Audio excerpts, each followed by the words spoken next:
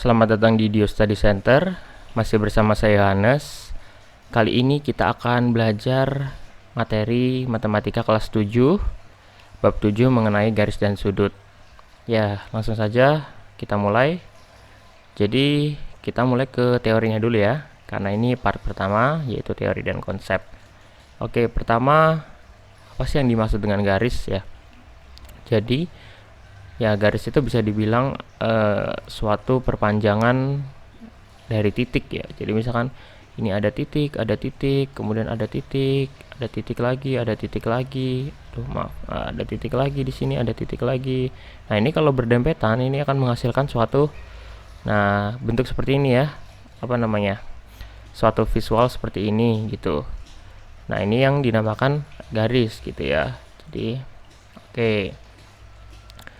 Ya, jadi garis itu merupakan suatu perpanjangan dari titik gitu. Nah, kemudian kita ada suatu pernyataan nih. Ya, pernyataan yang pertama, dua garis atau lebih dikatakan sejajar ya. Jadi dua garis atau lebih dinyatakan sejajar apabila garis-garis tersebut terletak pada satu bidang datar dan tidak pernah bertemu atau berpotongan jika garis tersebut diperpanjang sampai tak berhingga. Maksudnya bagaimana? Ya, teman-teman sudah tahu ya, kalau misalkan sejajar itu artinya apa? Contohnya, kita bisa bayangkan itu seperti jalan raya ya. Nah, jalan raya itu kalau kita lihat, misalkan di sini jalan yang kiri, di sini jalan yang kanan gitu ya.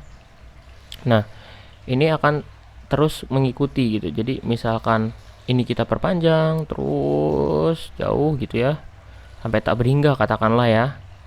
Nah, ini tidak akan pernah bertemu gitu. Jadi yang dimaksud dengan sejajar adalah seperti itu ya. Bila diperpanjang sampai manapun gitu ya, sampai tak berhingga, itu kedua garis ini tidak pernah bertemu. Beda halnya kalau seperti ini. Saya punya garis misalkan. Nah, ini garis ini pernah bertemu. Itu bukan sejajar namanya ya. Jadi garis yang seperti ini dinamakan garis yang sejajar, seperti itu. Kemudian selanjutnya poin atau pernyataan yang kedua ya. Dua garis dikatakan saling berpotongan apabila garis tersebut terletak pada satu bidang datar dan mempunyai satu titik potong ya. Jadi seperti yang saya contohkan tadi, misalkan saya punya dua garis seperti ini ya. Nah, kemudian di sini ada suatu bidang datar gitu. Nah, ini kedua garis ini saling berpotongan. Karena apa? Karena mempunyai satu titik potong. Dia berpotongan gitu, bertemu. Nah, itulah titik pertemuan itu dinamakan titik potong. Seperti itu ya. Nah, kemudian ada yang pernyataan ketiga ya. Dua garis dikatakan saling berimpit apabila garis tersebut terletak pada satu garis lurus sehingga hanya terlihat seperti satu garis lurus saja. Jadi contohnya nih, kalau misalkan kita punya garis pertama seperti ini ya. Nah, kemudian dikatakan berimpit apabila garis kedua itu kayak gini.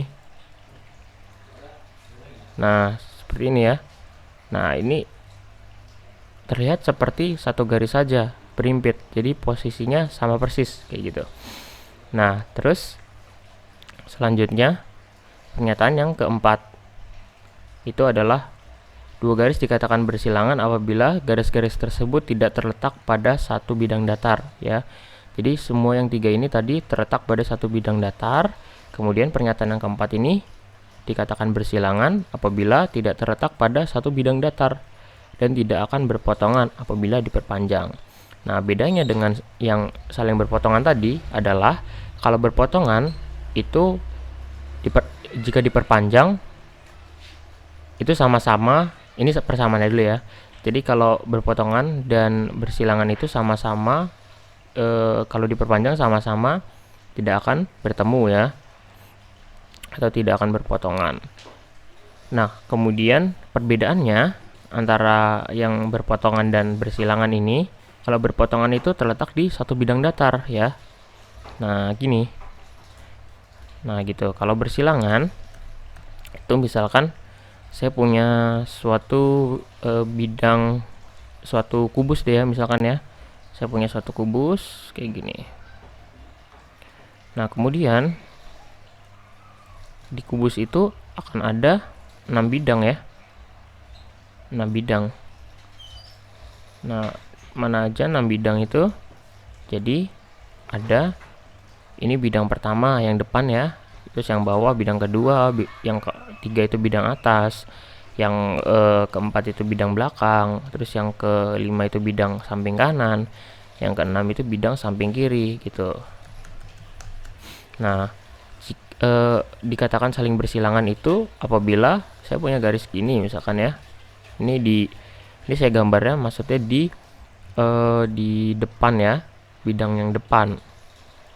Nah, ini ya. Kemudian saya gambar juga di bidang yang belakang nih. Ini agak susah memang membayangkannya ya. Nah, saya gambar juga di yang belakang, bidang belakang. Nah, ini jika diperpanjang sampai manapun ya, itu tidak akan bertemu gitu. Nah, jadi ini emang 3D ya, emang agak sulit untuk dibayangkan sebenarnya. Nah, jadi seperti itu perbedaannya. Kemudian kita selanjut ya, kita ke pengertian sudut. Ini kita hapus dulu. Kita ke pengertian sudut. Jadi sudut itu apa? Sudut itu adalah suatu daerah yang dibentuk oleh pertemuan antara dua buah sinar ya, atau dua buah garis lurus. Nah, jadi misalkan saya punya kayak gini ya. Nah, gitu ya. Nah, inilah yang dinamakan sudut ya. Jadi pertemuan antara dua buah garis lurus. Dalam hal ini garis ya, bisa juga sinar. Nanti kalau teman-teman belajar fisika itu bisa sinar gitu ya. Kasusnya kasus sinar itu, sudut antara dua sinar misalkan kayak gitu. Nah, kemudian oke, kita ke opsi yang kedua ini ya. Sudut siku-siku adalah sudut yang besarnya 90 derajat. Ya, ini adalah contoh sudut siku-siku ya. Kalau kita gambarkan secara lebih bagus, ya, seperti ini sudut siku-siku. Ya. Nah, jadi ini sudut 90 derajat. Jadi kalau misalkan sebenarnya ini dari mana gitu kan. Nah, kita bayangkan aja misalkan ya, kita punya sebuah lingkaran gitu. Nah, ini katakanlah lingkaran ya, katakanlah lingkaran. Nah, kemudian jika kita bagi 4, lingkaran itu kan 360 derajat ya. Lingkaran itu 360 derajat. Nah, ini kalau kita kita bagi 4 ya. Nah, ini akan ada 4 siku-siku ya. 4 sudut siku-siku. Yang mana artinya besar sudut siku-siku itu adalah besar lingkaran ini dibagi 4, karena ada 4 sudut siku-siku ya. Jadi 90 derajat. Nah, maka besar sudut siku-siku itu adalah 90 derajat. Oke, kemudian sudut lurus adalah sudut yang besarnya 180 derajat. Nah, ini sama halnya ya. Jadi katakanlah teman-teman tinggal ini dibagi 2 aja gitu. Lingkaran dibagi 2. Ya udah, berarti kan 360 derajat dibagi 2 ya 180, maka garis lurus itu sudutnya besarnya adalah 180 derajat.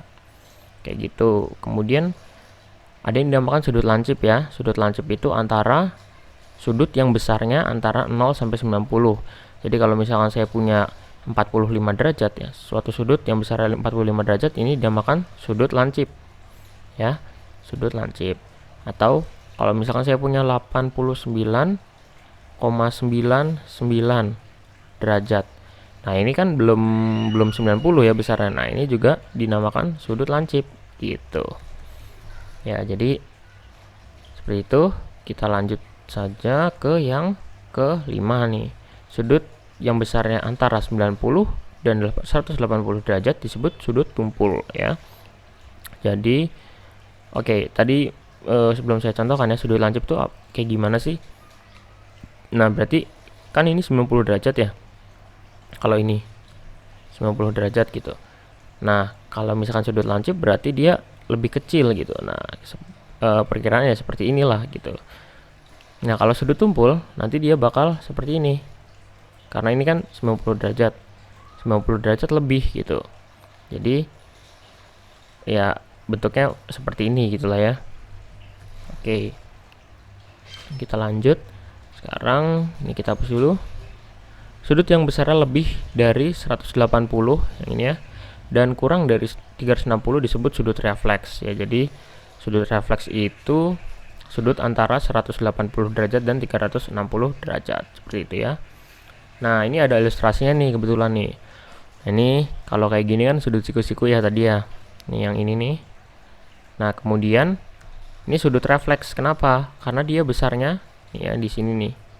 Dari sini sampai sini itu sudut refleks. Kenapa? Karena dia besarnya antara 90 dan besarnya antara 180 dan 360. Ya ini besarnya berapa? Ya udah, ini kan berarti anggaplah kita anggap satu lingkaran gitu ya. Kemudian di sini 90 derajat. Maka kan sisanya kan berapa? Berarti sisanya 360 derajat dikurang 90 derajat. Jadi 270 derajat. Nah, ini kan 270 derajat nih di antara 180 dan 360, maka dinamakan sudut refleks, gitu ya. Oke, kita lanjut ke ini sudut lurus ya. Sudut lurus ya, ini sudut yang besarnya 180 derajat, sudah saya jelaskan tadi. Oke, selanjutnya nih jumlah dua sudut yang saling berpelurus atau bersuplemen ya. Ingat, berpelurus atau bersuplemen itu adalah 180 derajat. Jadi sudut yang satu merupakan pelurus dari sudut yang lain, gitu ya. Jadi jumlah dua sudut ini, nah ini diilustrasikan ya. Misalkan ada sudut A dan sudut B gitu ya. Nah, apabila kedua sudut ini berpelurus ya, dikatakan saling berpelurus atau bersuplemen. Nah, maka kedua sudut itu besarnya harus 180 derajat, kayak gitu ya. Nah, makanya ini kan garis lurus kan. Nah, ini berapa derajat, ini berapa derajat. Nah, kalau dijumlahkan harus 180 derajat kalau dikatakan saling berpelurus atau bersuplemen. Oke, kemudian ke yang ini. Jumlah dua sudut saling berpenyiku atau berkomplemen ya, sekarang ada berpenyiku nih, adalah 90 derajat. Sudut yang satu merupakan penyiku dari sudut yang lain. Jadi ini misalkan ada dua sudut ya, A dan B gitu. Nah, si A dan B ini dikatakan berpenyiku atau saling berpenyiku atau berkomplemen jika A tambah B ini sama dengan 90 derajat, kayak gitu ya. Oke, ingat berpenyiku berarti ingat saja siku gitu ya. Siku itu adalah 90 derajat. Nah gitu. Oke, kita lanjut. Dua sudut yang saling bertolak belakang sama besar. Ya, bertolak belakang itu maksudnya gimana? Ya, membelakangi gitulah ya, gampangnya. Ya, jadi misalkan ada suatu garis seperti ini, kemudian di sini ada sudut A. Jadi si A ini sudutnya ini gitu ya. Si B ini sudutnya ini gitu. Nah, kalau mereka saling bertolak belakang atau membelakangi gitu ya, ini pasti sudutnya sama besar gitu ya. Jadi A sama dengan B gitu ya. Seperti itu. Kemudian lanjut, hubungan antar sudut jika dua garis sejajar dipotong oleh garis lain. Nah, misalkan ada suatu garis sejajar ya. Saya punya garis P dan Q nih. Jadi kayak gini kan garisnya kan, ini garis P, ini garis Q gitu. Saya punya, nah ini kan garis sejajar ya. Ini mungkin kurang bagus, anggap saja sejajar. Kemudian dipotong oleh garis lain. Nah, misalkan saya punya garis kayak gini. Nah, ini garisnya nggak usah saya kasih nama gitu ya. Nah, kemudian saya kasih nomor nih, 1 2 3 4 1 2 3 4 gitu. Nah, jika dua buah garis sejajar dipotong oleh garis lain, maka sudut sahadap yang besarnya sama. Nah, sudut sahadap itu mana? Jadi yang dinamakan sudut sahadap itu sudut yang posisinya sama gitu. Dalam artian di sini kan 1. Nah, di sini juga 1. Nah, ini besarnya akan sama. Terus di sini 2, di sini 2 ini besarnya akan sama ya. Jadi ini bisa kita lihat ya. Sudut P1. Nah, sudut P1 ini sama dengan sudut P2. Sudut P2 sama dengan sudut Q2. Sudut P3 sama dengan Q3. P4 sama dengan Q4. Kayak gitu ya. Itulah yang dinamakan sudut sahadap. 1 dengan 1. Nah, itu dinamakan sahadap ya. Jadi apa ya, ibaratnya posisinya sama gitu. Oke. Kemudian itu sadap. Kemudian kita ke berseberangan ya, dalam berseberangan. Berseberangan tuh gimana sih? Ya berarti berseberangan itu kan kayak kita nyebrang jalan raya lah ya. Misalkan di sini kita posisi kita di sini, berarti seberangnya mana? Seberangnya di sini gitu ya. Nah,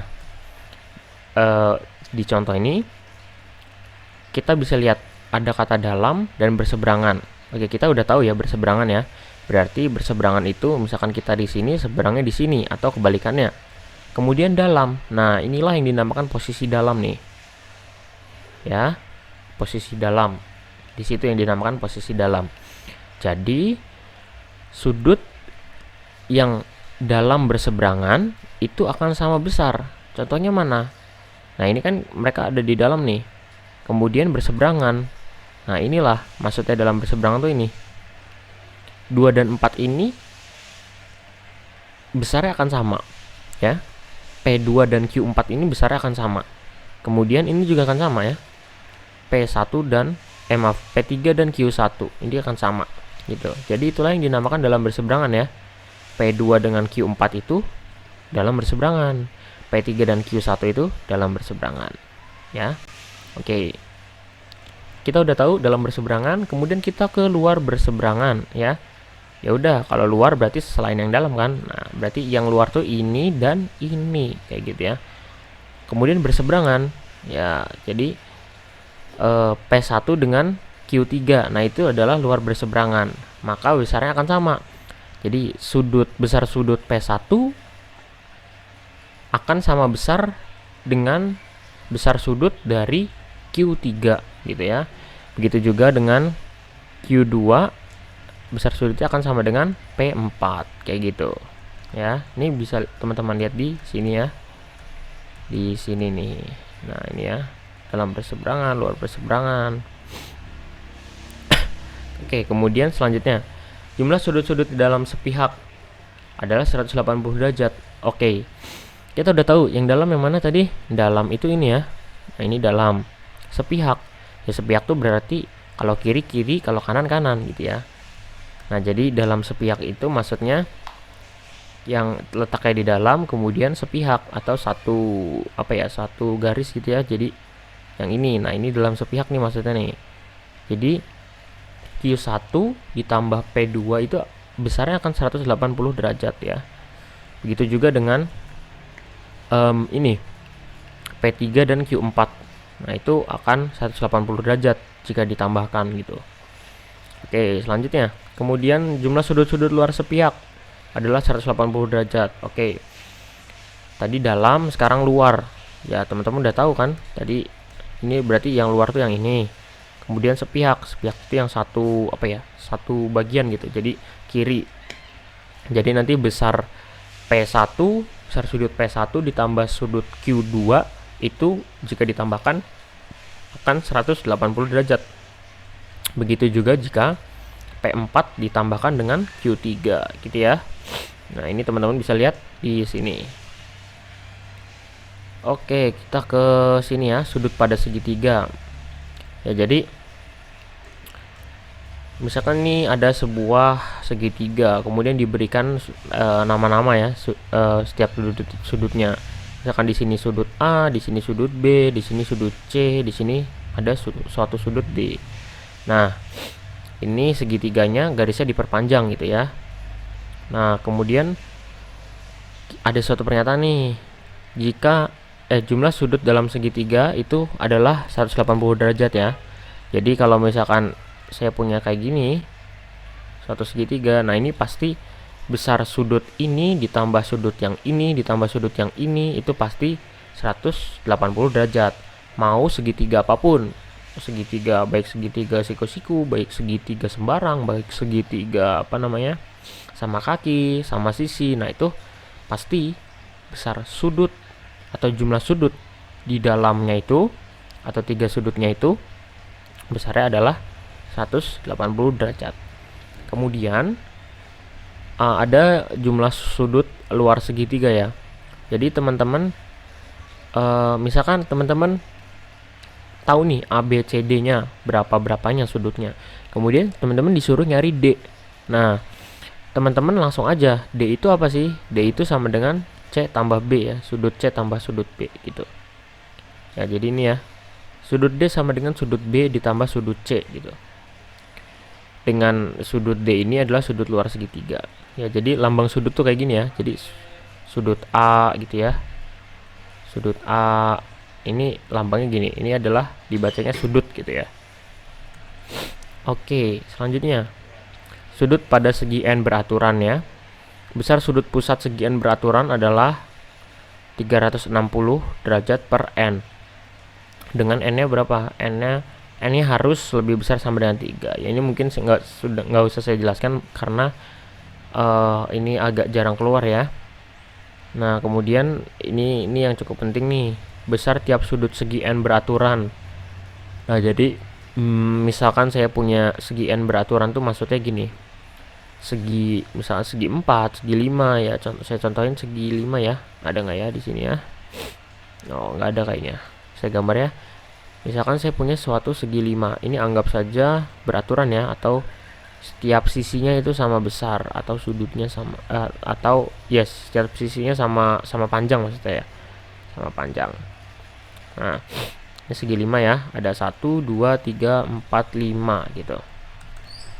Nah, cara mencari setiap sudutnya ini berapa ya besarnya, ini akan sama ya nanti besarnya. Nah, ini adalah N-2, kita hitung dulu, dikali 180 derajat per N. Jadi N-nya berapa? N-nya misalkan ini kan segi 5, berarti 5 N-nya ya. N-nya 5, berarti 5 kurang 2 kan, ini kan 5 kurang 2 itu 3 dikali 180 derajat, kemudian per N. N-nya tadi 5 gitu ya. Ya udah, tinggal teman-teman hitung gitu, bla bla bla bla gitu ya. Nah, itulah besar satu sudutnya ini ya. Nah, ingat bahwa tiap sudut segi N beraturan itu sudut-sudutnya akan sama karena dia beraturan ya. Jadi panjang sisinya sama gitu. Kemudian jumlah ini yang ketiga ya, jumlah besar sudut pada segi N beraturan. Ya udah. Ini tinggal rumusnya ini ya. Tinggal teman-teman gak usah pakai per N gitu. Gitu ya.